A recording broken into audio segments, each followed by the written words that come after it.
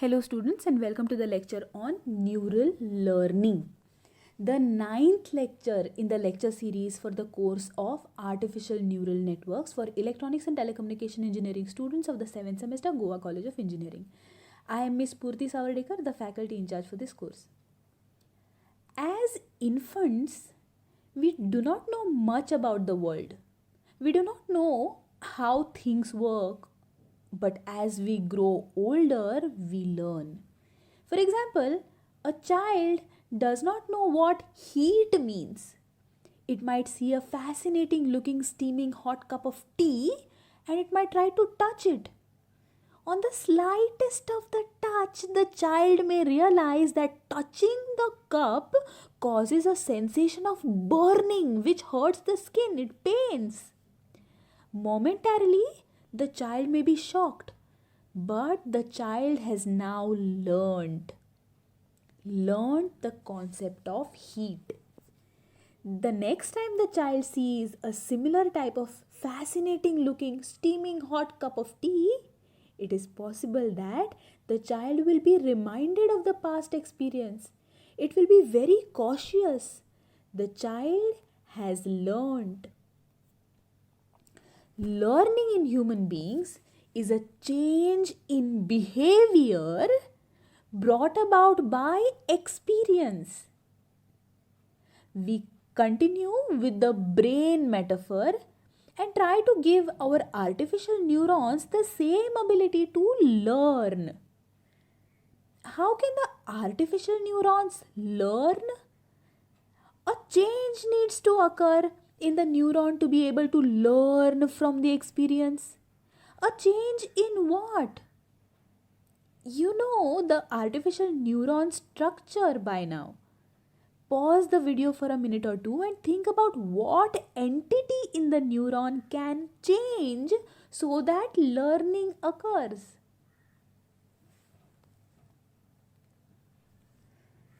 Yes, the answer is the weights. Weights represent the knowledge stored by the neuron. We update the weights. We update the weight vector for that neuron which is learning. The change in the weight vector of the neuron represents neural learning. There exist algorithms that help the neurons to learn. These algorithms can be categorized as either supervised learning algorithms or unsupervised learning algorithms. Let us first discuss the working of supervised learning algorithms. In supervised learning algorithms, learning is supervised. It is exactly like how I, as a teacher, supervise your learning as a student. I teach you that for this input, this should be the output. For this second input, this second output should be the one. And then you, as the student, take the input and try to obtain the output. Compare your obtained output to the output that I have given. If your output and the output that I have given you is the same for all the inputs, then you have learned the concept. But if your output does not match the output that I have given, then you will have to make a change in your understanding, your knowledge. You will need to correct it properly. You will have to learn. Then again you will have to try to solve the problem using the same inputs and again try to match your output to mine. If they are the same, you have now learned. This continues till learning is satisfactory. Supervised learning in artificial neurons follows the same concept. The neuron is provided with inputs and outputs corresponding to those inputs. These are the input-output pairs, also called the training set. For each input pattern in the training set, The neuron generates an output and compares this to the corresponding output in the training set. If it does not match, the neuron has to learn. How does it learn? It learns by making a correction in the weights of the neuron, weight vector of the neuron. This correction is calculated, performed with the help of the learning algorithm. The learning algorithm takes the neural output, compares it with the desired output, and generates a correction to be made to the weights. The neuron now works with these updated weights.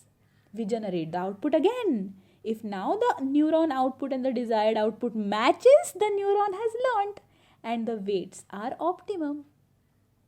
Let us try to understand this better with the help of a block diagram.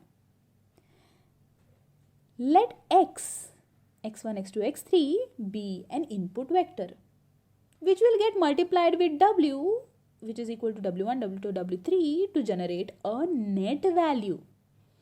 This net value will then be used by the activation function of the neuron to calculate the output response O.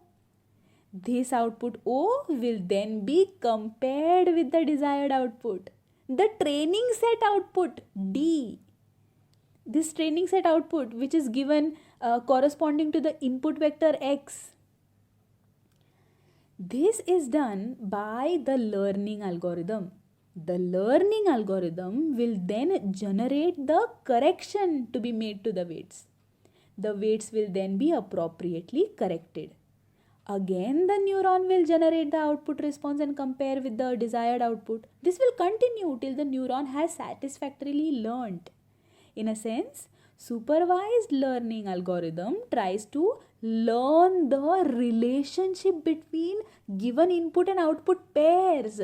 It tries to encode the relationship in the network using weights. The relationship between input and output is some unknown mathematical function, and the network tries to learn this function, approximate this function by performing the weight updates. I hope the concept of supervised learning algorithm is clear. Now let us try to understand the working of unsupervised learning algorithms. Obviously, as the name suggests, as opposed to supervised learning algorithms, in unsupervised learning algorithms, there is no desired output that is given. The training set consists of only input patterns x1, x2, x3, etc. Because of the absence of desired output, the neuron does not use the comparison between current output and desired output to update its weights. In unsupervised systems, the weights are updated so that they become prototype vectors that are representative of the class that the neuron represents. Consider this example. In this example, the patterns are two-dimensional and are plotted in a 2D pattern space. All of these are input patterns that have been provided as a training set. Because of similar properties of their features, the input patterns are likely to form clusters. Weights are initialized randomly and are iteratively updated so that they move to a location that becomes representative of the cluster of points. The weight vectors then represent that class. There are various algorithms that we will study in the classes to come to achieve this. Neural network learning algorithms, supervised or unsupervised, operate by iteratively adjusting the weights in the network. The weights are initialized randomly and then these are updated to improve the performance of the network on the training set. and then later on an unseen test set. I hope today's topic is clear. Let us discuss this further in the live Google Meet. See you there. Thank you.